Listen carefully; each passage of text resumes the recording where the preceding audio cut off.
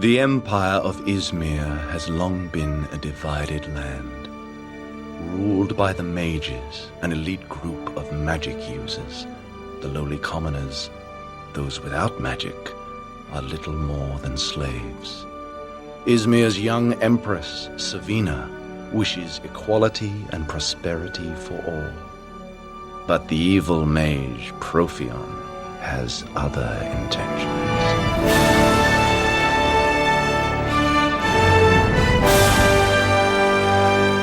Welcome to Now Playing Podcast's Dungeons & Dragons Movie Retrospective Series. Adventure, battle, glory beyond your wildest imagination. Part of our board game movie retrospective series. You want to play, do you? Yeah, let's play. We're gonna need a team. Team? Who's gonna help us out? Hosted by Arnie. The fact that you see good in me makes me believe that there might just be some in there. Justin. See that there? I knew that boy had talent. And Stuart. You use magic. We are part of it.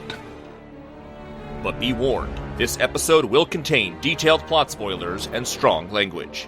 There might be a loss of distinction between reality and fantasy, and possibly the loss of life in the process. We hope you enjoy the show. Let the journey begin.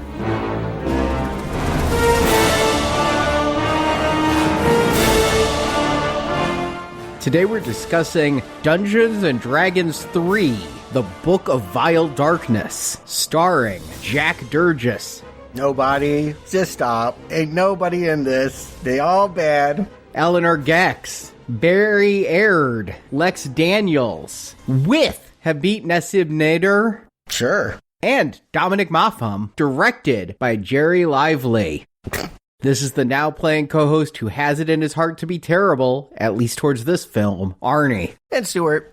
You gambled with my life and lied to get me here. This is Justin. Yeah, I know. We told you when you were stepping up for board games that it would be better than video games, but here we are at the Book of Vile Darkness, a movie that I felt was a movie of vile darkness because I had to go to some dark places to get it, that being a German eBayer with an old DVD. Ooh. Exactly. Welcome in. Like, is this going to be a real problem? Like, I'm watching Arnie's copy because this does not exist. You cannot get a media of any kind. It doesn't stream. You can't get a disc that plays in this region of the world. I had to go to Arnie's dark place. And I don't like it when you go to my dark place. Yeah, it's not my favorite place, but it is the place where you can find, I don't know, Die Sprechen de Deutsch?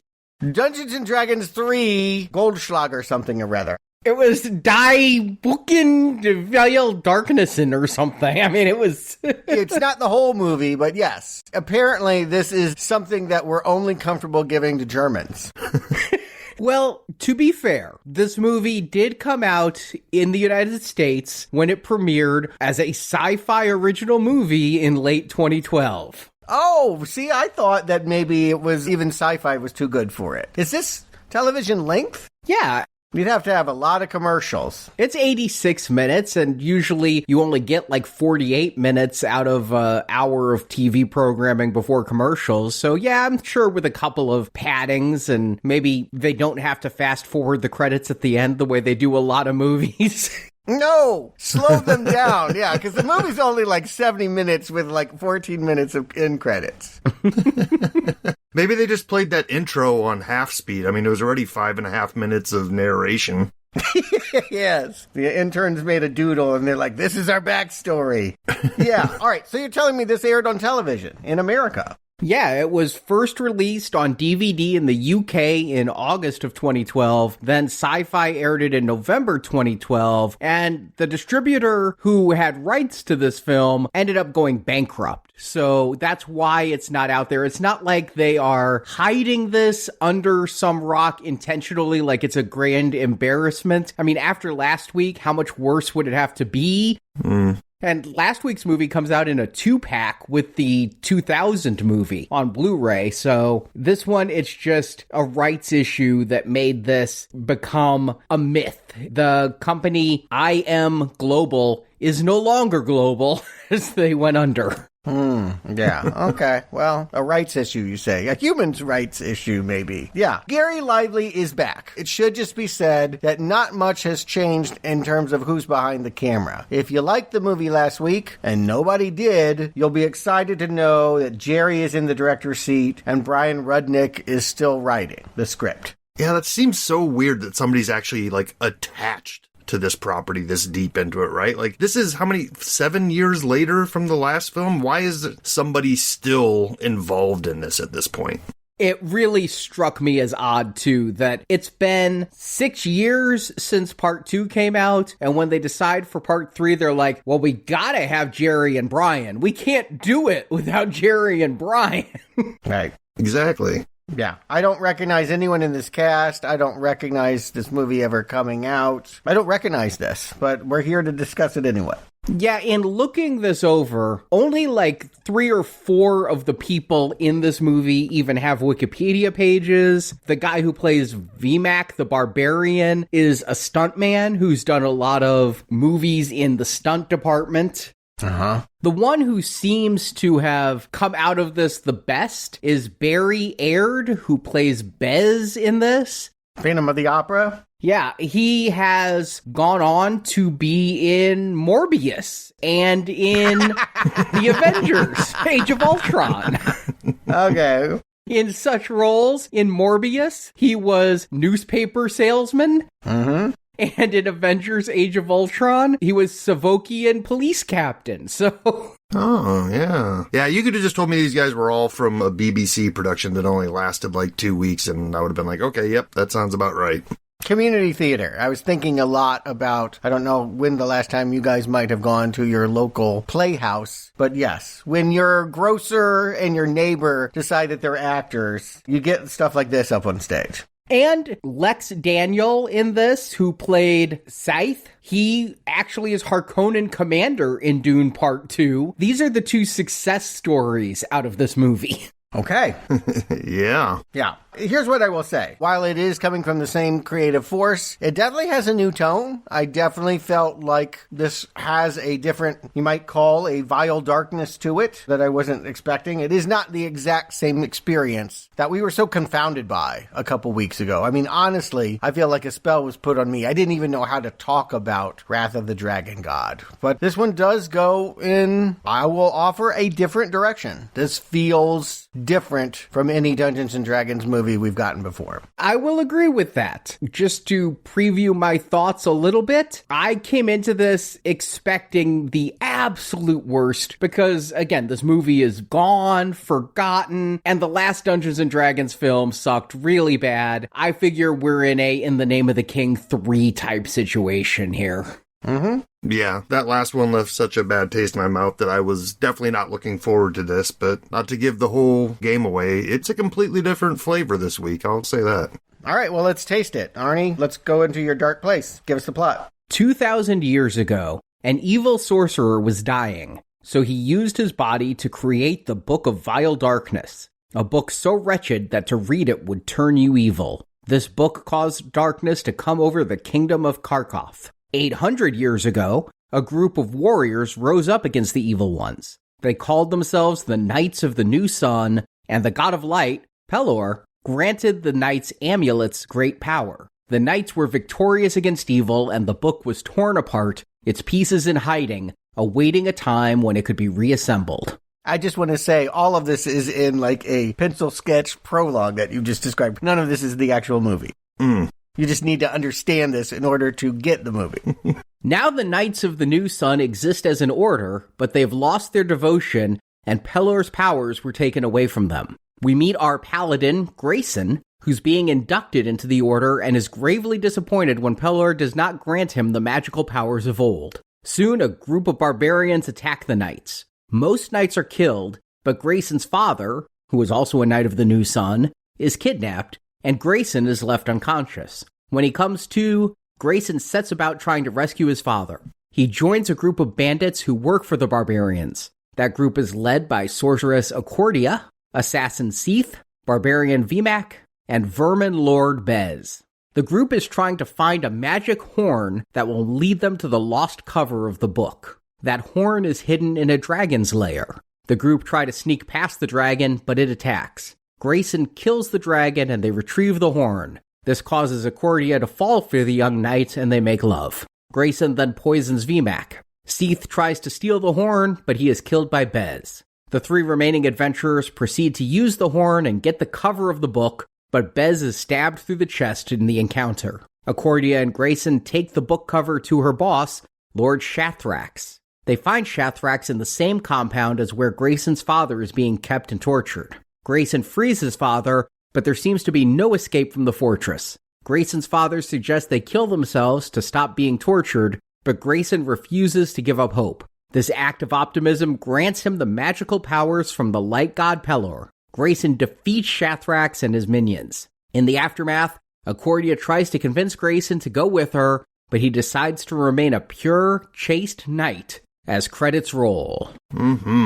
Yeah, and as they start, we do get probably about 6 minutes of this very short movie is dedicated to an idea. Arnie, I think you brought it up. I think you actually named, I don't remember what the work was, but I remember you evoking Clive Barker and thinking about a book made of skin for pages, blood for ink, and bone for a cover. Someone has read that Clive Barker book as well. This is definitely a Clive Barker tale. The Necronomicon, right? Well, I was definitely thinking about the books of blood with the blood being ink and the skin being pages and all of that. But if they were ripping off Clive Barker, they did it fast because this is actually from D&D mythos from a book that was published in 1986. Now, I know Clive Barker's books of blood were, 84, 85 in the UK, so they'd have to have really worked fast. I think this is more like Justin called out the Necronomicon. They're probably looking at Evil Dead 2 when they're creating their Book of Vile Darkness for D&D. Yeah, again, I'm not really here to say who ripped off who. Perhaps Clive Barker was playing D&D and said, this is my next opus. I'm here to say that this D&D movie feels like Clive Barker would direct it. There is a kinkiness, there's a bondage S&M quality, there's a savagery to all of the players, a moral ambiguity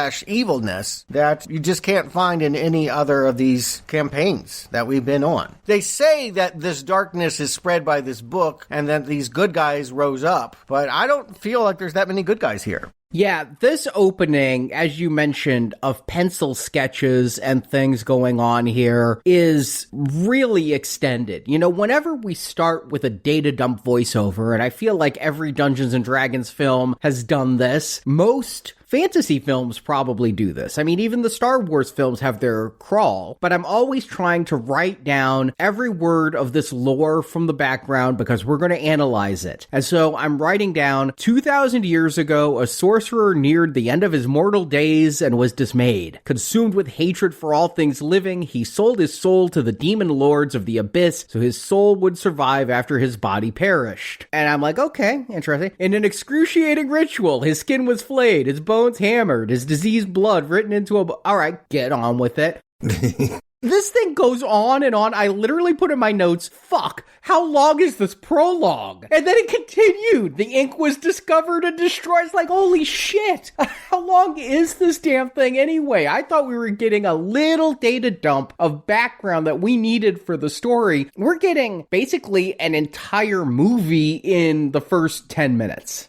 Question about that. I'll just go ahead and call it out. I felt like this movie was incredibly short. I felt like the quest that we go on is truncated in a weird way, and I'm just going to go ahead and say it. Do you think that they weren't able to film the whole movie? All the other Dungeons & Dragons movies were an hour 45. It feels like 25 minutes of movie. I'm not asking for it. I'm grateful for the brevity, but don't you feel like there are chunks of story that are just gone? Yeah, it feels like maybe there's a quest or two that they weren't able to film, right? Like, I would say that, you know, they need to establish their characters more, but there's plenty of just standing around talking scenes, too. Mm-hmm. Yeah, the end felt especially truncated to me, also. Yes. Oh, God, yes. Like, when this thing is over, it is just over.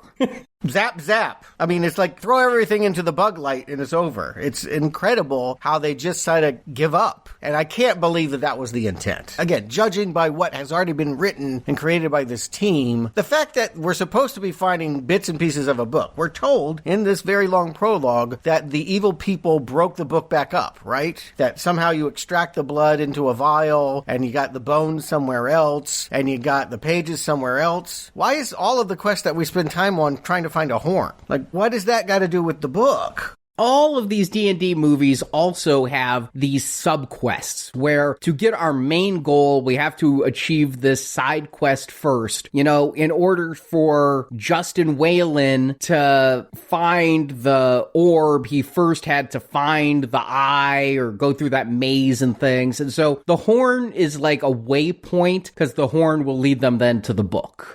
Yeah, but the whole movie is the horn, and then all of a sudden we're like, we got the book. It's back. Right, I forgot about the book. But you're right, like, in the movie's logic, he was really just trying to band up with these people to go on the quest for the pages of the book and stuff. Mm-hmm.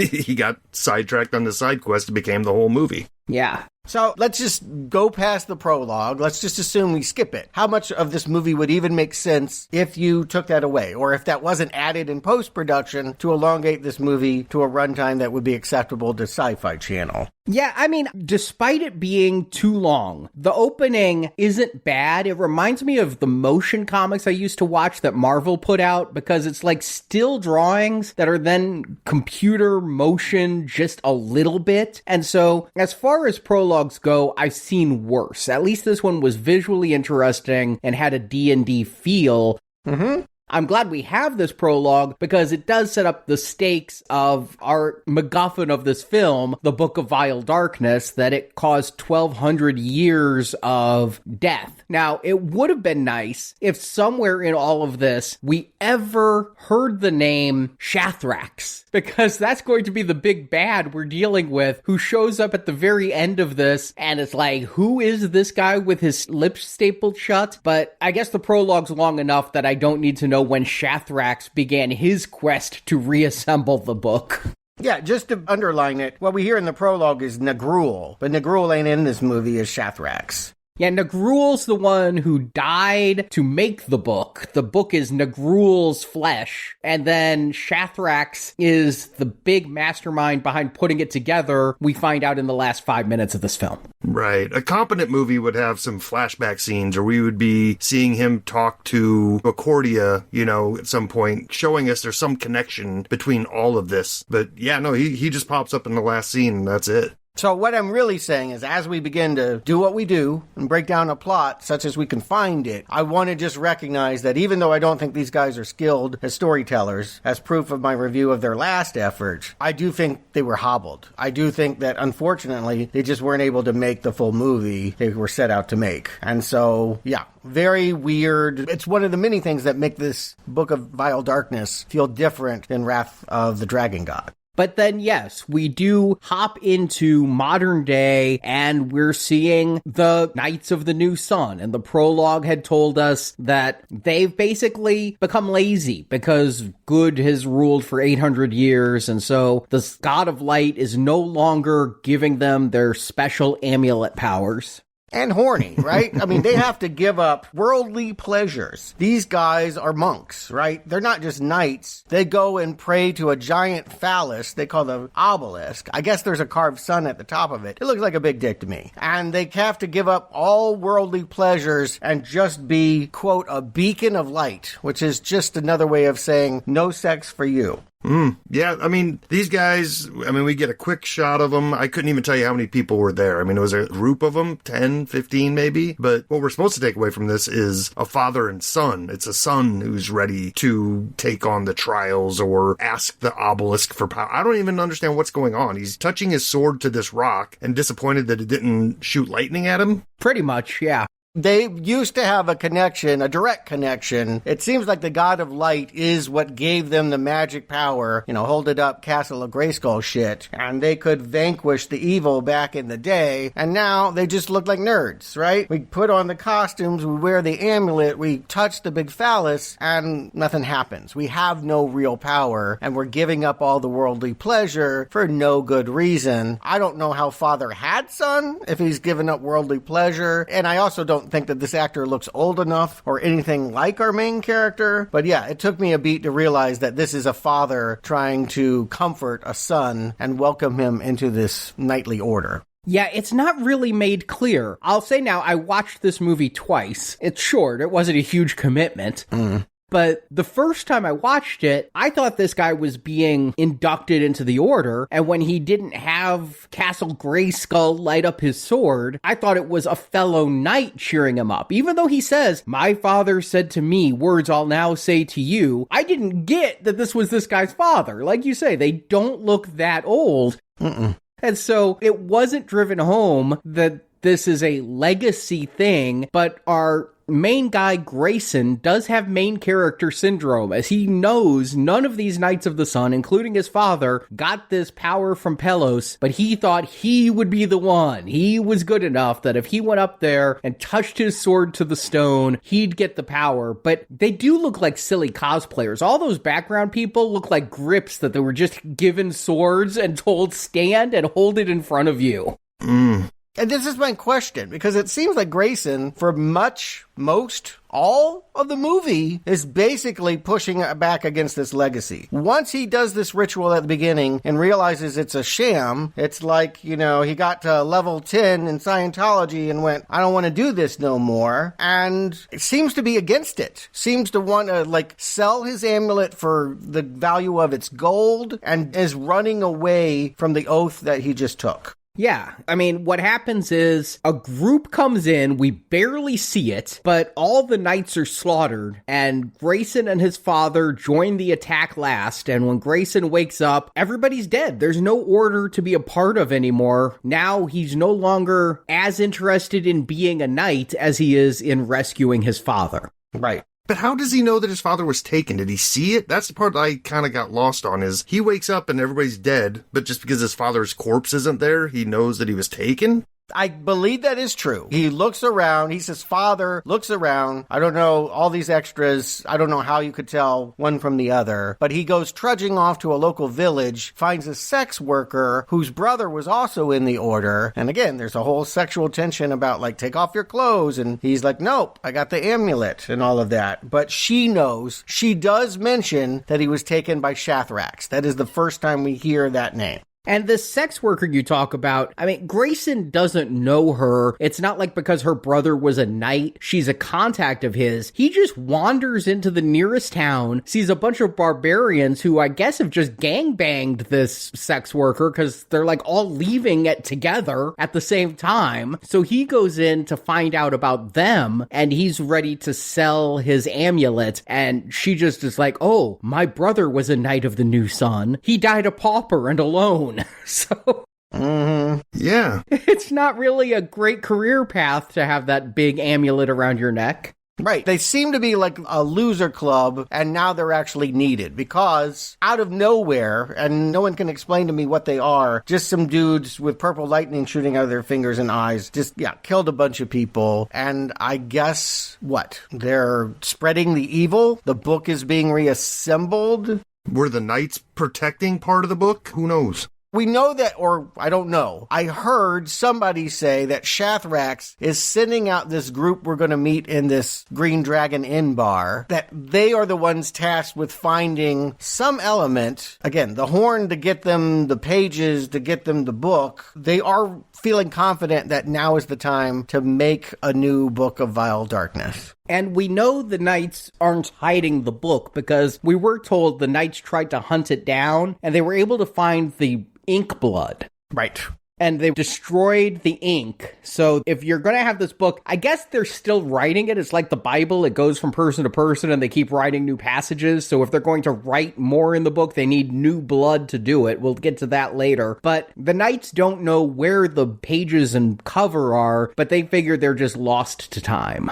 I'm going to stop and just give the briefest of compliments. I kind of like this as a concept. I do actually think it's darker, right? There's something a little bit more foreboding. There's something a little bit more sinister and kinky, and the morality is a little bit more gray. Certainly when we see the band of heroes, air quotes around that Grayson is going to align himself with, I mean, typically these are a colorful band of characters that we're all supposed to like, and they are all competing for worst human being on the planet. Oh, I didn't think we were supposed to like them. I thought this was a group of villains that our character is embedding himself with. You are correct. But in any other story that we've ever had, you see a bunch of colorful goofballs with different talents come together and we love them, is my point. And here it's a real shock to realize that they're all awful, vile people. Yeah, our quest crew, you would think, would be our heroes with maybe one or two turncoats inside that you find out later they were actually working for somebody else the whole time. Mm-hmm. But right off the bat, these guys are all just deplorable. I mean, for him to even get in with this group, they make him murder somebody in the tavern they're in just to prove that he's willing to go along with them. Right. However, he seems to skirt their rules, because what they say is, if you want to join us, you have to kill someone here without provocation in cold blood. But then one of these people tries to sneak up behind him and he sees him in a mirror. He kills them in self-defense, and they're like, all right, well, you killed someone. I'm like, wait a sec, that wasn't cold blood. That wasn't without provocation. Mm-mm. Right, because they want us to still like Grayson. Everyone else is morally gray, but he, I think, most of the time, until we get near the end, is a pretty good guy, right? Or at least this early on, yes. He killed an elf that, I think he took his seat, right? He sat down and the elf got indignant and was going to spear him for taking his seat. They were talking about how if he did join them, he would get 1/12 of the treasure because there's 6 of them and he's only half a person. Well, by killing the elf and showing that he's good with a sword, he's now owed 1/5 of their treasure and they're off to battle a dragon. And I will agree with you, though, Stuart. I actually like this as a setup. I think it's much cleaner than the last 2 movies we've had. It's really simple. It's a quest to rescue my father, and to do this, I have to go in with bad people. I mean, this is almost a, dare I make an analogy, a Donnie Brasco type situation of somebody who goes in with bad people to undermine them and then starts to get seduced by the lifestyle he's being taken in by.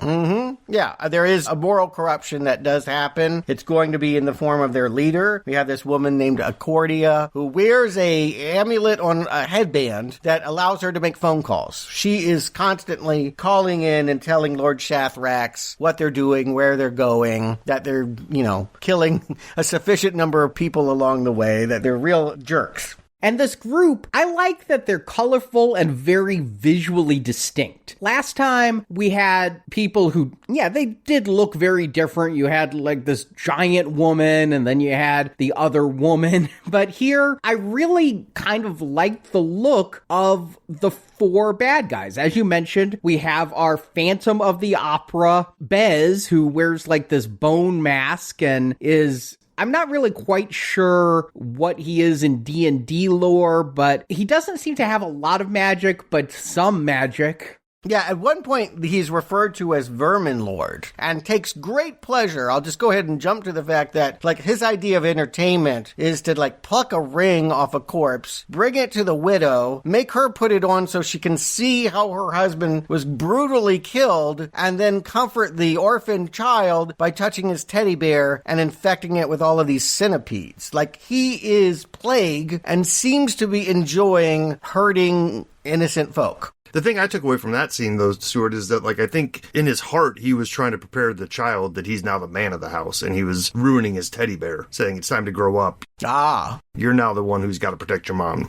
Yeah, he talks about being the father. He's even going to imply that he should be Grayson's father. I didn't know how sincere that was. I don't understand any of these characters. He's going to actually play a pivotal role, maybe, in the climax. We can hold on to that. But I agree, Bez is certainly one to watch. And then I also like VMAC, who is in this whole body paint. He's this giant barbarian, and he just has a striking look to him that I wouldn't have expected so much body paint in such a cheap movie. I mean, in the 2000 movie where they overspent at the cheap budget of $30 million, sure. But here, I think he's a pretty badass looking dude, and he's kind of fun. He seems very jovial for a villainous barbarian. That word fun, I don't know if I can use it here, but I hear what you're saying.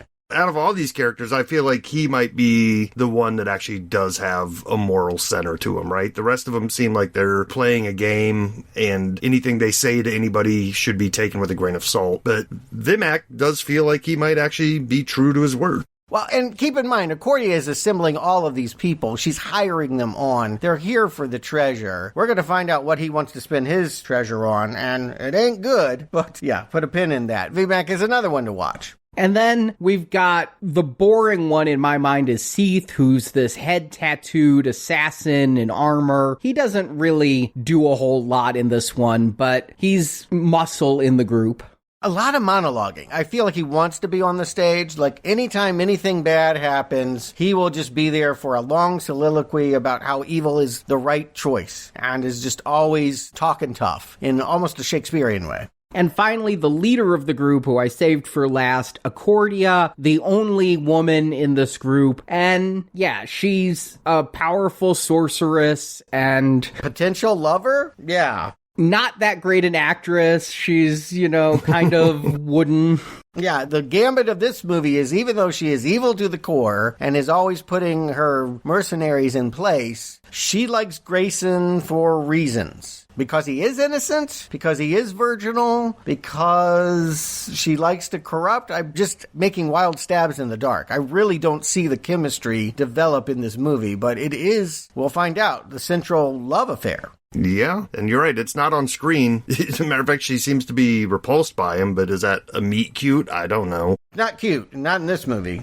Yeah. It just seems to be they're the two good-looking people on screen, so of course we got to put them together at some point. Right. Anyway, they're all going into this cave to find a horn. This is, again, where I'm like, why can't we just make it simple? You're trying to get the bones for the book, or the ink for the book, or the flesh for the pages for the book. I feel like you're making it hard with a horn. Hard to follow. Yeah, but I do somewhat enjoy what they're doing with this dragon scene. I mean, we get Bez using this eye thing, which is, the CGI in this, I'm not going to compliment it. I'm not going to say it's good or anything, but I've seen worse in the previous Dungeons and Dragons movies. Yeah. And so his floating eyeball going through this dragon cave is kind of fun. And then these swords come out of nowhere, these axes, like, again, another Raiders of the Lost Ark thing. I thought it cut off his eyeball, like the ocular nerve was severed, but he's able to retract the eyeball. It's just bloody.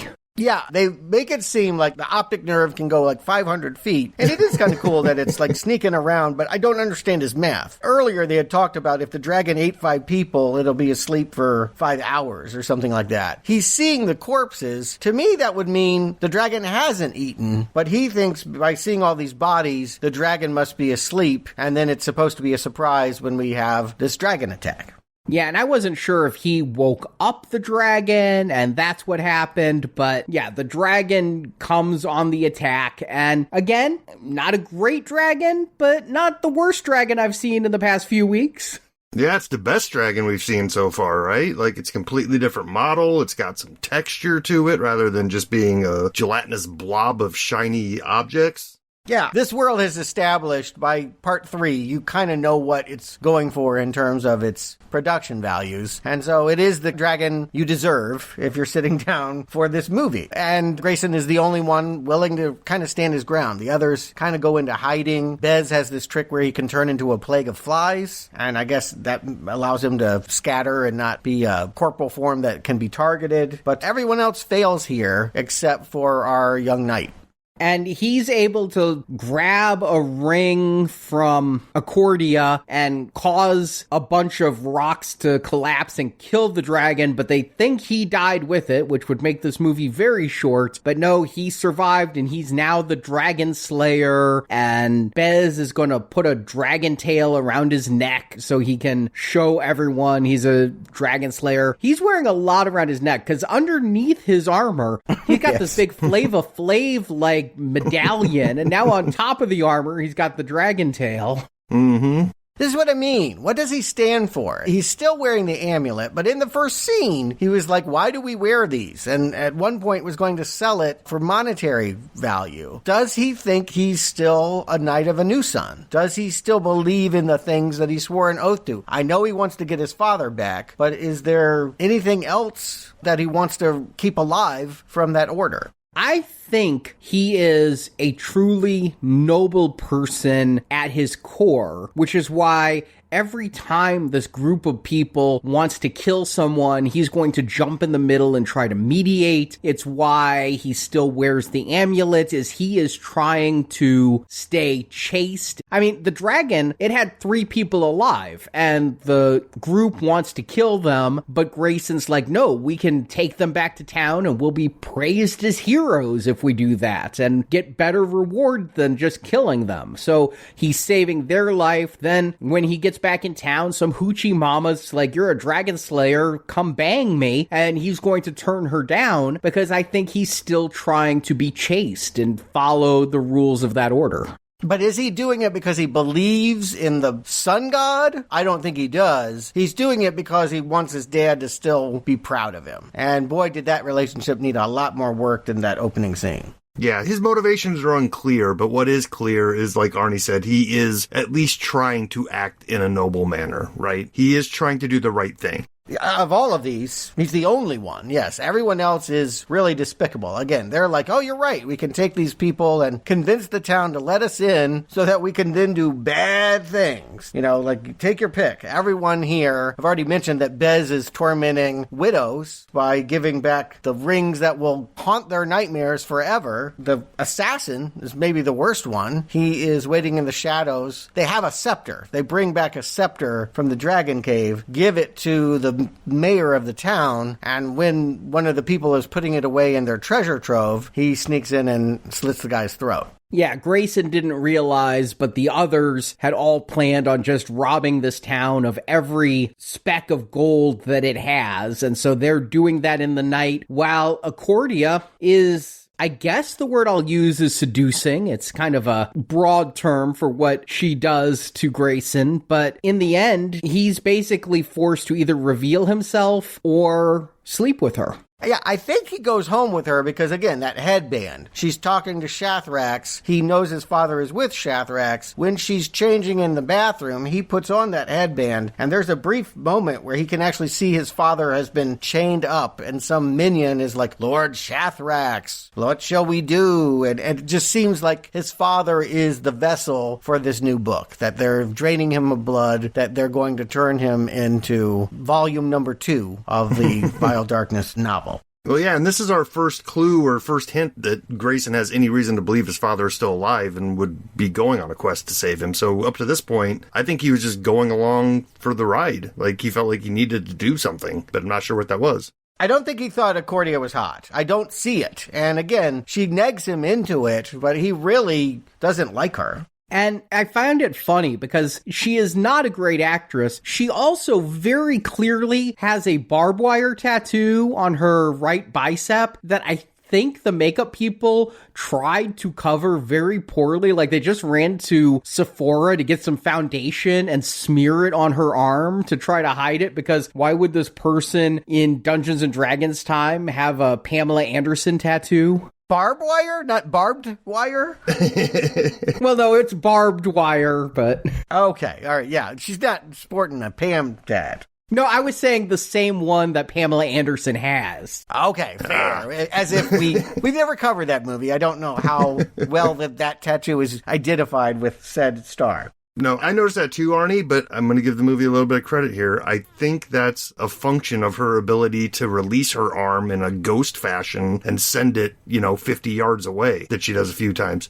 Oh, so that was supposed to be scar tissue, not a bad tattoo cover. Okay. I think so, right? Maybe it works as both, but, Yeah. And she does fetishize scarring. I mean, later, he's going to nick her with his sword, and she's going to be like, oh, I hope it scars, or something like that. She's into that kink. And again, Clive Barker, S&M. This feels like a dirty Skinemax movie. It does not feel like the D&D movie of last time. Yeah, it's worth mentioning that this is the first D&D movie to exist in the same world as Game of Thrones at this point. I feel like, they watched a couple episodes out and like, oh, lots of titties, we're going to do that too. Right. Good point. Yes, Game of Thrones would have been on, not when the second movie came out, but now, yes, this is their reference. This is what they're ripping off, and that's why we have this extended scene of Vimac. I heard no consent. It was like, oh, let me just grab this woman and head to the bathhouse. Mm-hmm.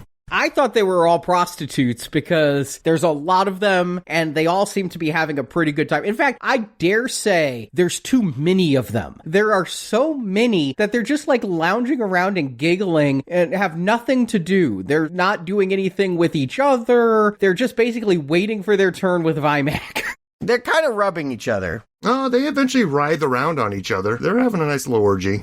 Yeah, I'm not going to say it's the best porn I've ever seen, but there was at least the titillation to get you thinking that, yes, this is really a hot bathhouse. And Vimac does pay for it. The next day, he does throw a gem at one of the women. I do think it was services paid. And he's got gems to burn because, again, they've stolen the town's treasure. The assassin has all the loot, and Accordia knows that. This was all a plan. Of course, Grayson is going to try to talk out of it because the people of the town are ready to attack, and Grayson knows that this little band can take over this whole town. So he's like, why don't we just take half the treasure and walk away? And the mayor's good with that. But then Bez is going to kill the mayor anyway, and then they will have to slaughter the entire town. Did that not make your head spin? Because I really thought, I believed in this moment. When the mayor says, okay, we'll let you take half of our treasure, that seems like a good deal. Mm-hmm.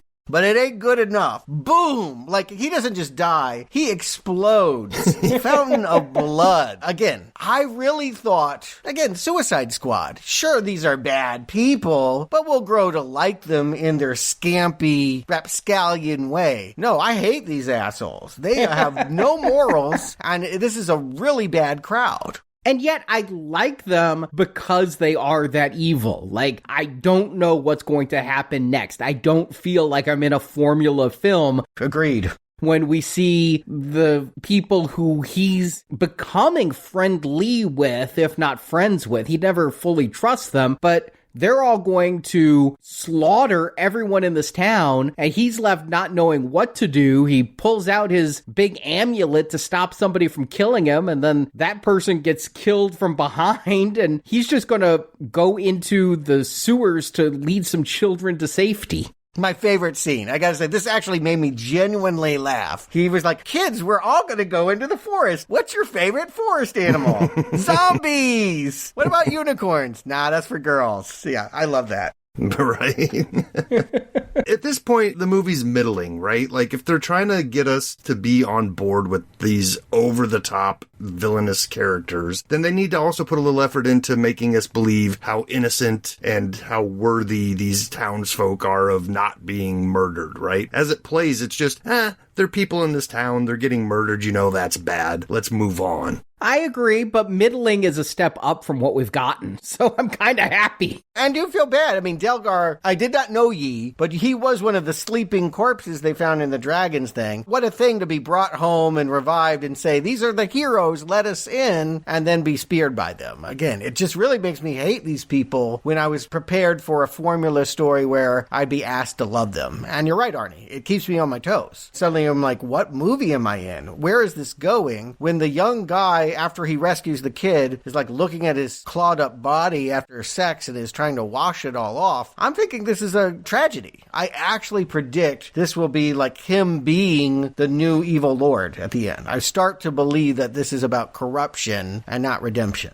But I really want to know how he can wear, again, this clock-sized amulet under his armor and yet be seduced and have sex where he gets completely naked, as we see, because there's a little bit of nudity there, and Accordion never sees this amulet, and then they all go together after this big battle to some body of water where he's going to get naked again and bathe, and yet nobody sees this huge-ass amulet. Yeah. Or is going through his things as he's in the water, like a thief would do. But here's the thing, I think Bez knows. Just to kind of jump to the end, Bez is playing his own game, and he has this really awkward moment where he's trying to make metaphor. He's like, you killed the dragon, I'm going to give you the tip of the tail. So yes, he's not only wearing the giant amulet, he's wearing a giant dragon tail on top of it. This man is being weighed down. But Bez knows, and he tells him this bizarre story about, do you ever know how to kill a raccoon? Well, apparently, you create a box with a hole that will get their paw caught in it, put an apple inside,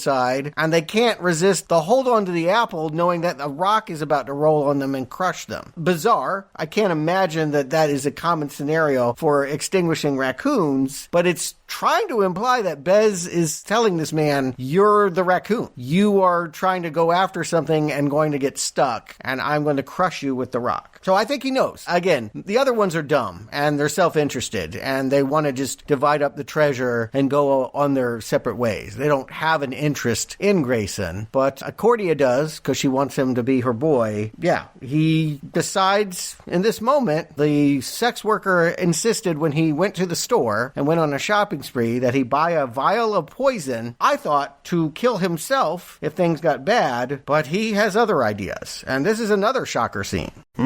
Yeah, I also thought, because she buys him the poison and says, in case they make you talk. It looked like a lot of poison for a suicide to me. It was a big vial of poison. Yeah, I know, right? Now for the whole town. But here, he's going over and talking to Vimac, and Vimac is saying, we're splitting up now, and he's going to go home and, avenge his father. He's going to reclaim his title of the town by killing a lot of people. Yeah, again, don't candy color this story where my family was killed in an avalanche, I survived and was cast out because the other villagers blamed me. We're so tough there. The barbarians have such a machismo that if you are stupid enough to be killed by an avalanche, you're not worthy of being one of us. So his big dream is to go back and kill everyone in a village. And I just think, oh, man, who's to like here? Well, actually, that seems like on its own, completely isolated, that could be a hero's story of,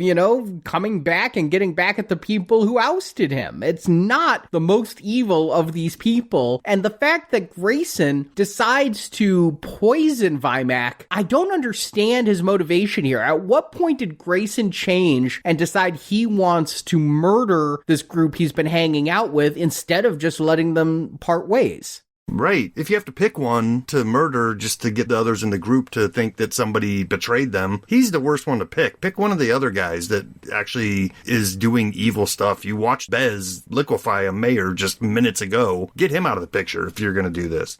I'm fine with anybody being given the poison. All of them. Toast to you guys. This whole Shathrak's crew, to me, feels worthy of 3 glasses of that poisoning agent. Well, Grayson also has a magic body bag, right? He can shove the entire corpse into this little satchel that magically shrinks him down so he can drop it in the water. Right. Oh, that's a bag of holding. That is a very well-known Dungeons & Dragons thing because it allows you to carry so much more than you could ever possibly carry in one small bag. I mean, you think about every video game you've ever played where you have this giant inventory of stuff that somehow you're carrying. Dungeons & Dragons has all written that away into this bag of holding, and so he's able to take the bag and put Vimac and all of Vimac's treasure into the bag together so that he can throw it into the lake, and people just think Vimac ran off. Yeah, but you know what? If you got a bag like that, put that goddamn amulet in there. Put that dragon tail in there. You are carrying too much stuff. The big-ass sword that he's lugging around that's twice his size. Yeah, if you got a magic bag, use it wisely. So again, I'm trying to figure out what is this movie now? Okay, so this is about a guy, this is vengeance. This is Charles Bronson. This is me saying, I hate this gang and I'm going to secretly go around and whack them all. But he doesn't take out Seath. Seath is the assassin and actually has Grayson at a disadvantage. When Seath decides that he wants to get the horn away from Accordia, he thinks her weakness is that she loves this guy, and so he threatens to kill him, and it's only because of Bez, right? That he has a scorpion in his hand. I think Bez can just make scorpions happen. But yeah, again, this is very weird to me because we just killed Vimac and now the assassin, Seath, has betrayed them and he's killed. So this group of 5 became a group of 3 in the matter of 5 minutes. I don't see a reason for this in Grayson's motivation, and I don't see why the movie had to write them off this way unless they were just looking to up a body count. Yeah, I mean, the movie's trying to tell us that Grayson's motivation here is to get them back onto the original plan, onto the original quest of going after the parts of this book, right? That's what they decide to do now that the treasure that they just stole is gone. Okay, I'm barely following that. I thought he was acting like a knight of a new sun and vanquishing darkness, and that he saw that as part of his mission to make sure that everyone that works for Lord Shathrax doesn't walk away rewarded. But again, he doesn't kill this guy, and it's kind of ironic because when Seath killed the townsperson putting away the scepter, he made a whole big deal about how the strong prey on the weak without mercy or remorse. How funny that he dies begging for mercy, begging for Accordia to give him a antidote to the scorpion tail that he has just taken. But I guess you're right. Now they have to... Why do they have to go get a book? Well, that was their whole mission for Shathrax, is to get the book. So they have the horn will lead them to the book, and that book is guarded by, actually, my favorite thing in this entire movie is this creepy little girl. Yes, the CGI is not photoreal, but she has this, like, PlayStation 3 creepy quality to her, and it does look like something that might freak me out if I was playing Silent Hill at 2 o'clock in the morning. Yeah, it had a very Silent Hill feel to it, didn't it? With the crazy mouth and her weird eyes and just her body not being right proportions. Like you said, it's not great CGI, but it's above what we've seen in the past in the series. Yeah, and it just is unexpected and dark in ways that maybe I should be expecting at this point. But yeah, that this little evil ghoul girl lets you pass by sucking on your finger, and you have to be, in an interesting twist, she likes the taste of evil, so you better have some goodness in you. She takes Bez and is like, more, more, more. She tastes Grayson, and she's like, you got some of what I like in you. But she tastes Accordia and goes, ooh, you're in love. So she's kind of a softie. We've now exposed the evil sorceress woman as someone that has the potential to love. And I ask you, do we love her? Do we want her to end up with Grayson? I found that to be really interesting, that we have seen a change, that Grayson has become evil enough for this little creepy girl through his actions, and Bez is going to even say it's because you killed Vimac. Bez knows what happened, and meanwhile, Accordia is becoming more pure through her attraction to Grayson. I don't really want to see these two together because there's no chemistry between Accordia and anybody on screen at any given moment, but I find this an interesting character twist for them. Yeah, again, it's keeping me on my toes. If I can't expect to like this movie, I can at least be grateful that I can't anticipate every step of this journey. I really don't know where they're going. And again, my prediction is Grayson is only going to get worse and worse, that there is no redemption for him when they walk into the climax of this film and meet Lord Shathrax, who apparently didn't get the memo that this wasn't Hellraiser 9. Yeah, Bez got stabbed. They were fighting after the little girl because Accordia wasn't evil enough. Then this helmed horror comes out. It's this red glowy thing and they have to fight it and it's going to apparently kill Bez. And it's not a bad CGI fight. This feels like they're working within the constraints of their budget. Instead of saying we have to have a dragon, they're saying what can we make that looks somewhat cool with the 50 cents they've budgeted for this scene. And so this red glowy sword fight works. And also during the scene, I'm really coming to notice the score and thinking this film has good music. It turns out this is scored by the Newton brothers. This is one of their early films. They do most of Mike Flanagan's stuff. They did Gerald's Game. We talked about them just a couple weeks ago with Ouija 2, and they did Oculus and a whole lot of movies these days. This is one of their early works, and it has good music because of it. Yeah, like you said, this is a good effect, with this night that, where any of his body would be showing is like a specter of red vapor and whatnot, and he puts up a pretty good fight. But what confused me a little bit is he can be killed just like a man. Like, they end up defeating him by stabbing him. And it's like, but he's mist. He's a smoke. How did that work? It's all a ruse anyway, because Bez isn't really dead, and Bez is contriving all of this to happen. I guess I'm a little confused about what happens next. They suddenly have a part of the book. I'm not even sure what part. Yeah, they have the cover, which they got when they killed the red dude, but I never saw them get it. Like, I never saw them pick it up. They just killed the red dude and then go off to see Shathrax and say, here it is.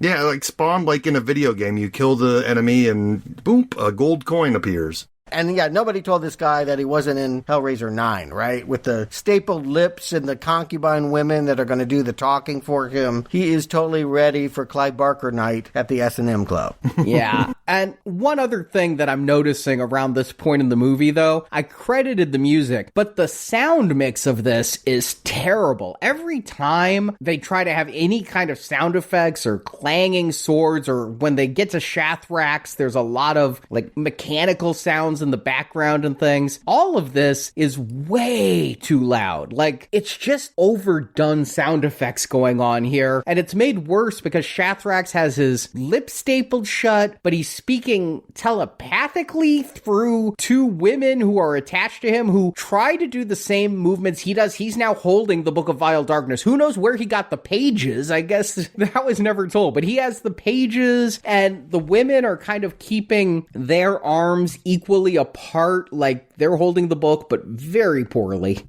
I think it's a cool image to have these, two women sort of being the mouthpiece for the evil dude. It works. Again, there's some kind of kink to him, and he's like welcoming them to the shadow realm where you don't have to be embarrassed about living your darkest desires. Again, how is this going to end? We see that Grayson sneaks off to unchain his father and make a break that doesn't go anywhere. They end up at a window looking out and seeing that they're floating on a rock in outer space. Like, there's nowhere for them to go. So, yeah. It seems to me like Grayson is doomed. That when they chain him up here and suck out liquid pain, I think is how it's described, that he is going to become the new book. It was a total surprise that there is a happier ending. And yeah, this is where Bez returns to let us know that he wasn't actually dead, and he's actually part of this cabal, right? He's leading the soldiers in to capture the two of them after they make their momentary escape. And this is really a weird moment for me in this movie because they've been torturing Grayson's father. And they say he's the new blood. They're like drawing the blood out of Grayson's dad to write in this new Book of Vile Darkness. But then what they say is, oh, we actually never wanted his blood.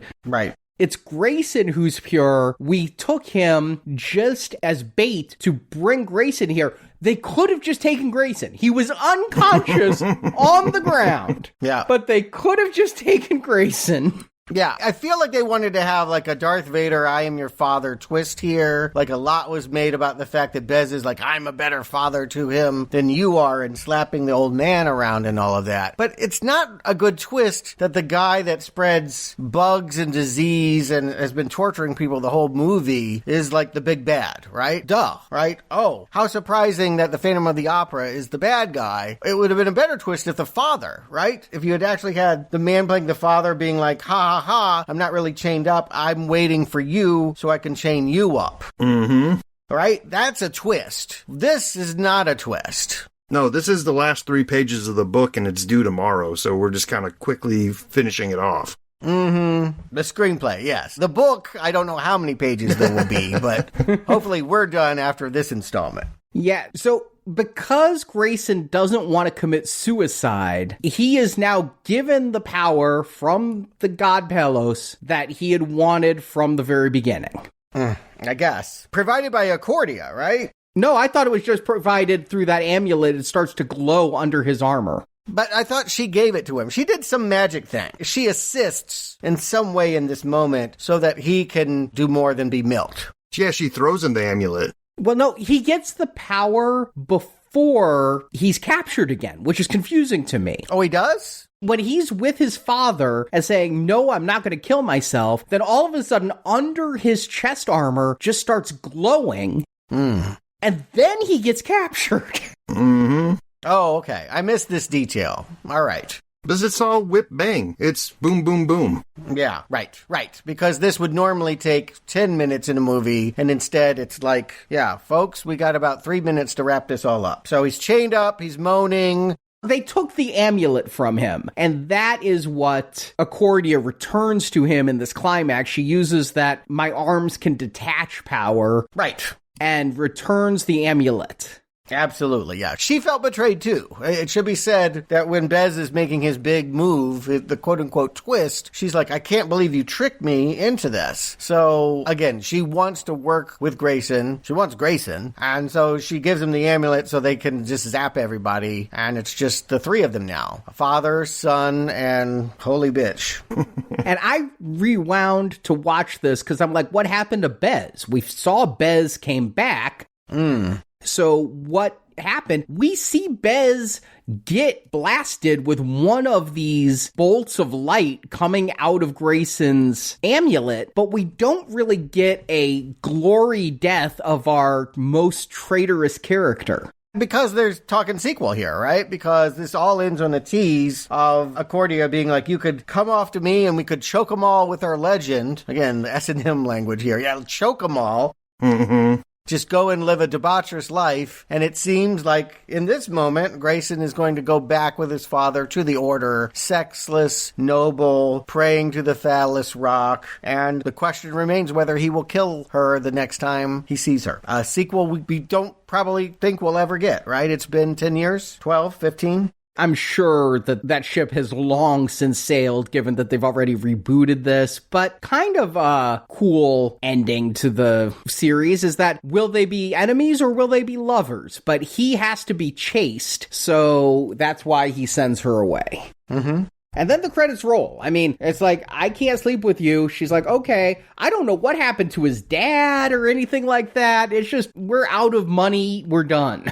He's still there. Yeah, no, I think he's going with his dad. I think that you see the dad in the background. I think. Not 100 on it. I mean, we're not even sure how they get down from the floating rock city. Right, yeah. Not sure about a lot. Again, if the goal was to do something different than what we had before, mission accomplished. So Justin, Stuart, do you recommend Dungeons & Dragons, The Book of Vile Darkness? Justin. This is a weird one, right? I mean, it's definitely a shift in tone from the previous 2 installments. And it's also a shift away from any string of narrative that those 2 might have had. The first 2 weren't really all that connected, except for the one character that was doing something 1,000 years later. The stories otherwise were not intertwined. So this one not being directly tied to those 2 doesn't necessarily make it feel like it's out of the realm. But I do appreciate that they tried to come in here with a darker tone and tried to explore some different themes than the other movies did. But the problem is they either didn't have the know-how, the will, or the budget to get there. There are some moments in this movie that are like, oh, okay, I can see what you're doing. And if they had the budget of a modern day Netflix series and had like a 10 episode run of this, they might have been able to go someplace with this and do something worth watching and worth recommending. But as it is, this is just, I don't know, what did you say, 87 minutes of, it feels like filler at some point, and it feels like there's way too much talking about stuff that I'm not even sure what's going on. There's a lot of lore babble again. But like I said, I appreciate the tone they tried to take, but to me, it's just not enough to push it over the top for even like a fun recommend. I would feel weird not recommending part 2 because it was so messy and then recommending this one. So I can't recommend this even in a Brown Arrow fashion. So yeah, if you're following this trilogy and you just feel like you got to wrap it up, I don't know if this accomplishes that, but you can at least say you saw all 3 of them.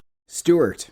Yeah, I don't think a recommend was in the cards, or, you couldn't roll the dice, the 100-sided dice, and get that outcome. Again, all of these D&D movies have been bad, right? And precipitously falling. From Mazes to Monsters, to Jeremy Irons and Thorazine Birch, to what we had with the Dragon God, I was expecting the very worst, right? That's the way we're going. How much more punishment do we get? But actually, ironically, by leaning into the S&M, by actually daring to not be formulaic and sort of cliche in its portrayal of heroism and, fantasy movies, we get this weird story about a virgin going into this dark land. If you have any kind of love for Skinamax in the 90s, if you wanted a Hellraiser sequel, if you're nostalgic, I never thought I'd be nostalgic for those straight-to-tape Hellraiser sequels, but if you wanted another one, I guess this one's pretty close. And I will just give it this compliment. I think it is the most entertaining Dungeons & Dragons movie,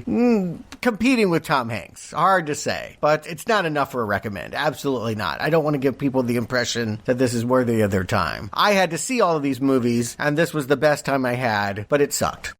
When I rolled my D20 on this movie, I figured I was about to fail my saving throw against cinematic poison. Given the last film's disastrous campaign and this one's near invisible release, I expected an experience as cursed as Alone in the Dark 2, a true natural one.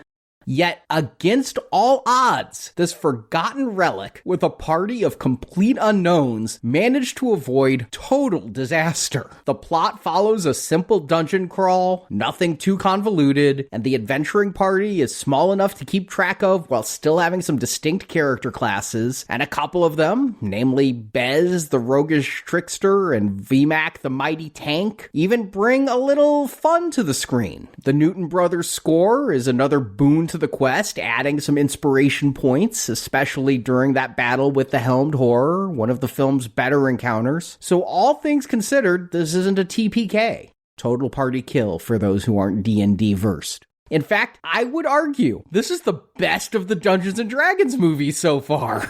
Oh yeah, I'm in your camp. I agree with that. I even double-checked my perception roll by watching it twice. The first time I watched it was a normal now playing watch. I'm taking my notes, I'm going through it, but I'm just feeling like I'm going to a dentist appointment. And then I walked out like, did this movie really not suck? So I watched it again the second day before I came on this podcast, and no, it didn't totally suck.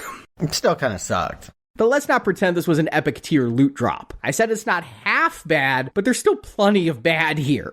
The CGI, while an upgrade from the previous crit fails, is still nowhere near spellbinding. The cinematography is serviceable at best. This is an ugly-looking, flat, colorless movie. The acting is as uninspired as a DM reading boxed text in monotone. The sound mix at times feels like it failed a concentration check. And our main hero, Grayson, is as bland as a first-level human fighter with no feats. He's carried by the more colorful adventurers around him, but it's hard to root for a protagonist whose defining trait is generically good. The ending rushes in like a teleport spell gone wrong, and Bez's fate is left frustratingly unclear. Was he KO'd, resurrected, written out of existence, not available the day they filmed it? So, in the end, the die roll is still a fail, but not a critical one. It's a weak not recommend, but I might be giving it a small bonus modifier simply due to my low expectations. You are.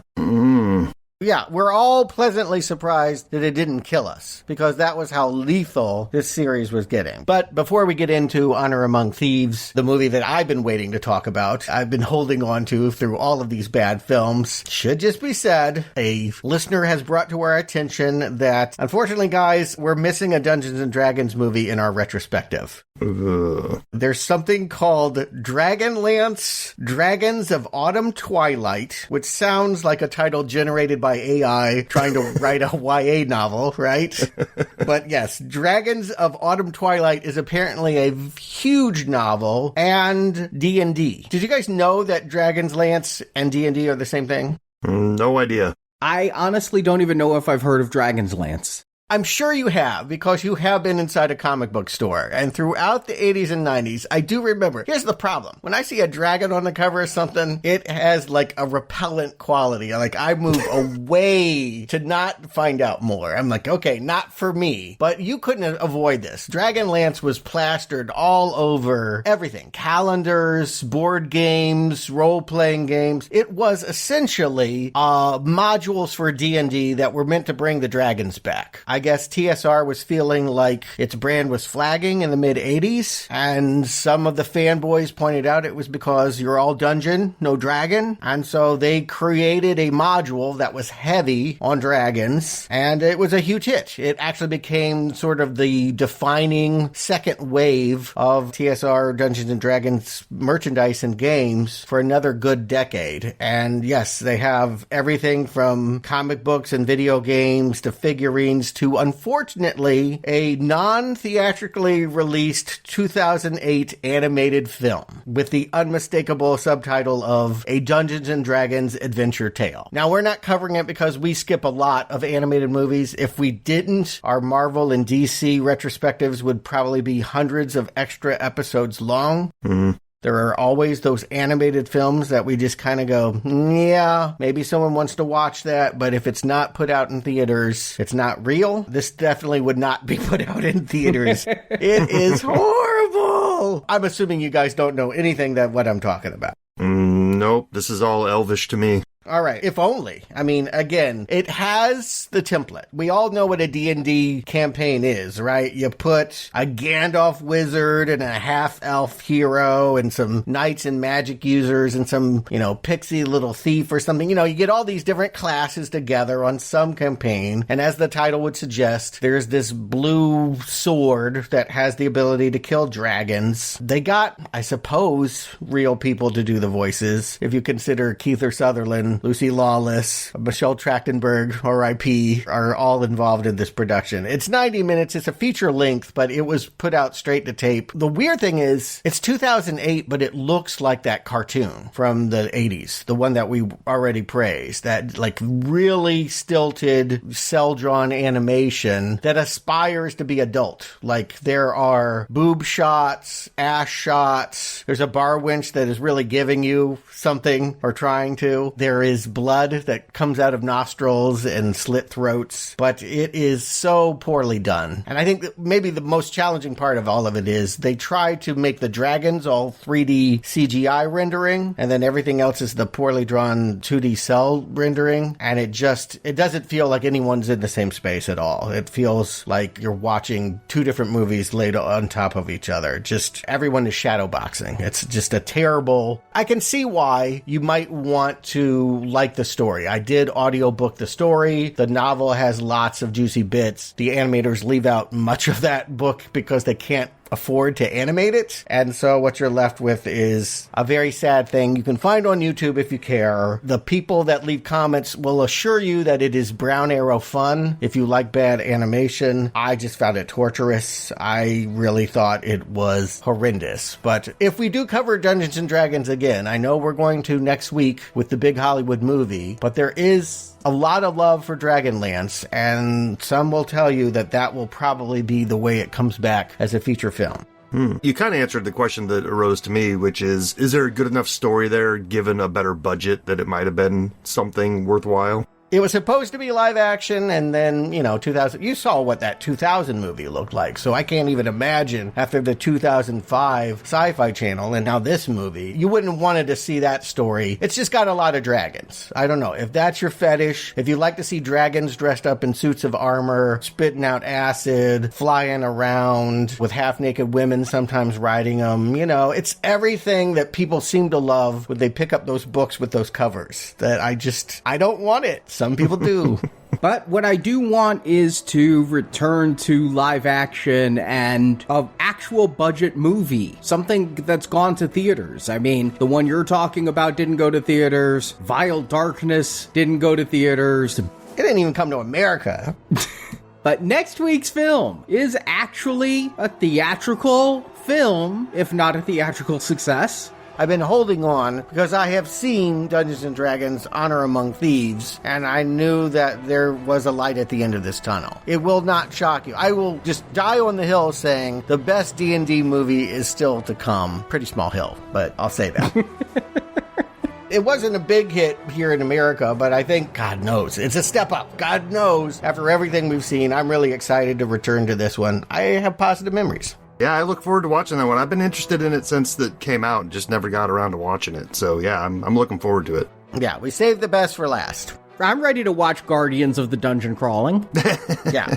We've saved the best for last, and this Friday we're also ending our hacker series. We're at the very last installment of that 8-part look at how hackers and computer coding and all of that stuff has been portrayed by Hollywood. We've gone probably with the most real-world serious of them all. Snowden. Looking forward to that movie. I did see it. Oliver Stone, Joseph Gordon-Levitt. A lot to chew on there. I hope you can join us for the whole series. It's been a wild ride. That will be available for gold level donors. Get all of our hacker movie reviews, war games, hackers, sneakers, antitrust, swordfish, all for a donation of $25 or more. That helps keep Now Playing on the air. So thank you for your support. Thank you for listening to Now Playing. Justin Stuart, thank you for joining me. And now it's time to pick up the pieces and go home.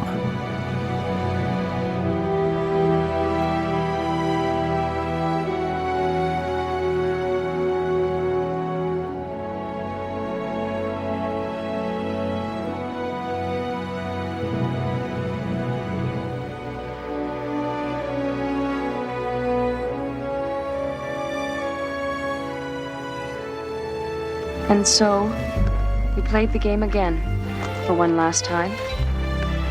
It didn't matter that there were no maps, or dice, or no monsters. Pardieu saw the monsters. We did not. We saw nothing but the death of hope, and the loss of our friend. And so we played the game until the sun began to set, and all the monsters were dead.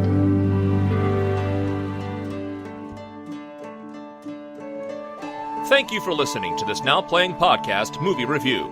I've enjoyed our little chat, but now it's your time to die. We hope you enjoyed the show. A wonderful performance. Help us spread the word about this show by leaving a 5-star review on Stitcher, Podbean, iTunes, or your podcast store of choice. This I give you now, trusting that you'll protect it with your very life. Want more reviews like this one? In the archives section of NowPlayingPodcast.com, you'll find more than 1,000 in-depth movie reviews from our panel of hosts. Welcome to the Adventurer's Vault. On our site, you can hear reviews for every installment in the world's biggest film franchises, including the Marvel Cinematic Universe, Star Wars, Spider-Man, Batman, X-Men, James Bond, Middle-earth, Jurassic Park, Fast and Furious, and Transformers. Are you listening to me? All I do is listen. Plus, we have individual movie reviews, such as Titanic, E.T., Inception, Big Hero 6, Ready Player One, Pulp Fiction, Apocalypse Now, Dr. Strangelove, and hundreds more. Has anyone ever finished it before? No. They all died trying. And come back to NowPlayingPodcast.com next Tuesday for another all-new movie review podcast. Nothing can keep me from it. Support from listeners like you keeps Now Playing Podcast on the air. Give me some food and I'll give you a prize. You can donate directly by tapping the support button at nowplayingpodcast.com. We are you gotta get. And right about now, we gotta get paid. And you can join our crowdfunding campaign for early access to new episodes, exclusive reviews, and bonus reviews available for a one-time contribution. This isn't about gold, it's about saving our empire. Need more Now Playing? Subscribe to our In Focus weekly newsletter for exclusive digital download giveaways, celebrity interviews, behind-the-scenes insights, and more. Sign up through the subscribe page on our website and get it delivered to your inbox every Friday. If you wish to join the others in death, insert your name below and I will notify your kin. You can also compare notes with us on Letterboxd. Go to letterboxd.com/nowplaying. You may take my hand, and I will lead you. I'll tell you right now, I'm not taking his hand. And follow Now Playing on Facebook, Twitter, Instagram, and our YouTube channel. Follow me, I know the way. Now Playing Podcast is produced by Arnie Carvalho. Giving birth to this nightmare is my most coveted dream. Associate produced by Jason Latham. I'm a god and a lord. I am really doing all right. Now Playing is edited by Santiago and Arnie. So we're the cleaning crew. Cleanup crew's more like it. Now Playing credits read by Brock. You will speak only when spoken to. Speak when spoken to, my ass. The opinions expressed in this podcast are those of the individual hosts and may not reflect the views of Venganza Media Incorporated. A lot of dwarves are afraid to show their true feelings. I'm not, okay? Venganza Media Incorporated is not affiliated with, and this podcast has not been prepared, approved, or licensed by any entity that created the film analyzed herein. You may have forsworn your oath, but your oath hasn't forsworn you. Just because that sentence is symmetrical doesn't make it not nonsense. All movie clips and music included in this podcast are the intellectual property of their respective copyright holders. They are included here for the purpose of review, and no infringement is intended. Yeah, well, have you ever heard of honor amongst thieves? We might live outside the law, but we respect each other. Now Playing Podcast is an exclusive trademark of and may not be used without the express written permission of Venganza Media Incorporated. The dark will never triumph, as long as the light inside me prevails. Now Playing is a Venganza Media production, copyright 2025, and no part of this show may be reproduced, repurposed, or redistributed without the written permission of Venganza Media Incorporated. All rights reserved. The most frightening monsters are the ones that exist in our minds.